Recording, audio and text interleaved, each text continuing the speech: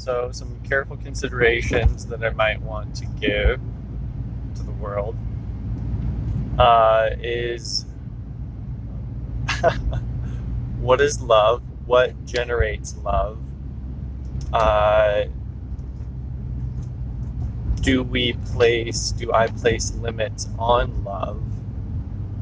And what, if I feel that I'm placing a limit on love, what is that limit actually? And so what it seems like is that oxytocin uh, doesn't, it actually diminishes the sense of loyalty. When you experience oxytocin, it actually is, it, well, it transforms, it changes things, and can really remodel the mind, remodel the body. And so, if there was a connection that we've had, we, like, with others, with ourselves, with an idea about ourselves, love actually transforms that.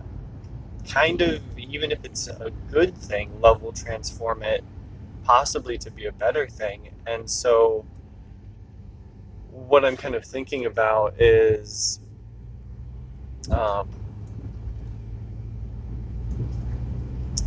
there there are no limits to love.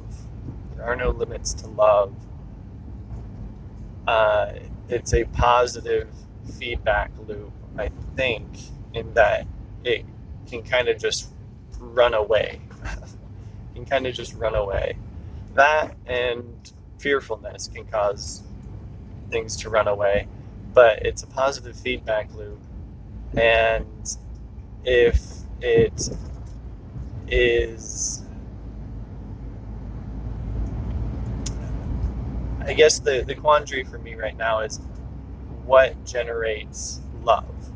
And so there's, plenty of literature on it, plenty of research, those kinds of things. But looking at feeling into, um, feeling into the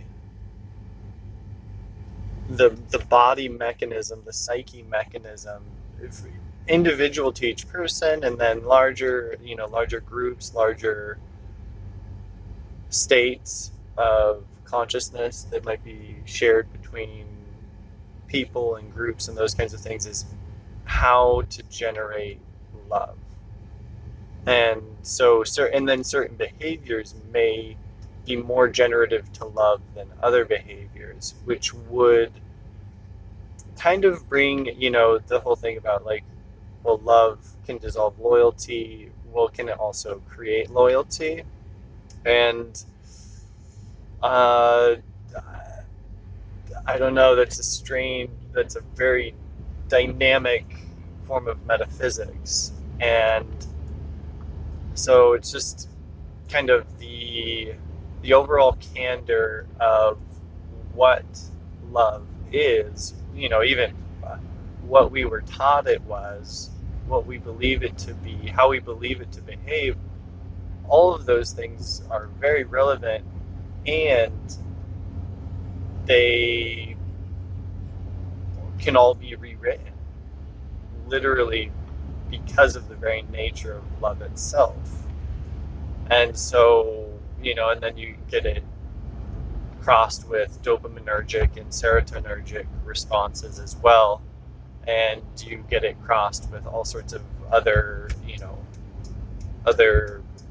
biological, neurological components.